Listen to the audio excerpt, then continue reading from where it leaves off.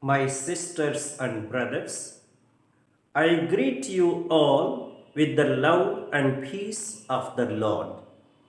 I invite you to meditate together with me on the Holy Word of God of 15th February 2021. The focus of our reflection: external signs such as miracles and grand interventions may help faith, but cannot generate faith or prove God's power. As humans, we are many times our faith depends on seeing and experiencing concretely God's action and intervention. Accordingly, we wish that our intercessions for various needs are granted immediately. In other words, miracles and favors become the proofs for the efficacy of our prayer and also for the attention and care of God. In a way, we are unconsciously putting God to test, to prove His goodness and power by granting what we plead for. This is, in fact, the same mentality of people of Jesus' own time who demanded signs from heaven. How foolish and unbelieving they were!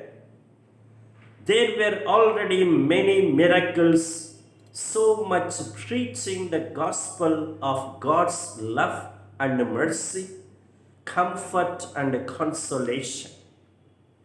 And more than all these, Jesus Himself is the biggest sign, the biggest miracle, and the biggest answer of God's love and care.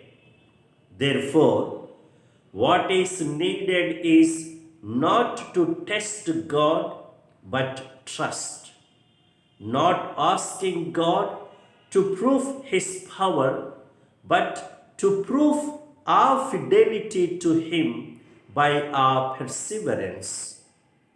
If we sincerely examine, many of us are no different from those Pharisees who demanded a sign from heaven.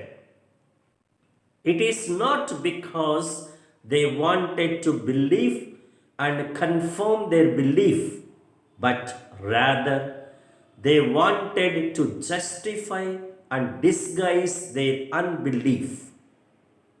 Are there not enough and more signs in our own times? Why do we want signs at all? What are actually signs meant for? Do we realize that primarily signs are meant to direct our focus and attention in the right direction? They are meant to comfort and strengthen us in the difficult and the wrong times and ignite us with renewed courage and commitment. They are not to substitute but only to complement our responsibility. Many times, signs are demanded to shirk away our responsibility. Like Cain in the first reading from Genesis, why to do wrong and then have the countenance fall? If we do well, surely God will accept and bless us.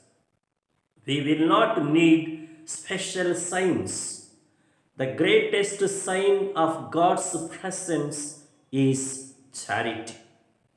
That is, to be a keeper, a custodian of the other as a brother or a sister.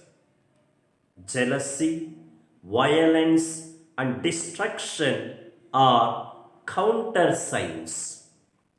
And now the direction and the directive for our life. If in every prayer we only ask God to fulfill our desires and grant us favors, then why at all to pray specially for God's will to be done?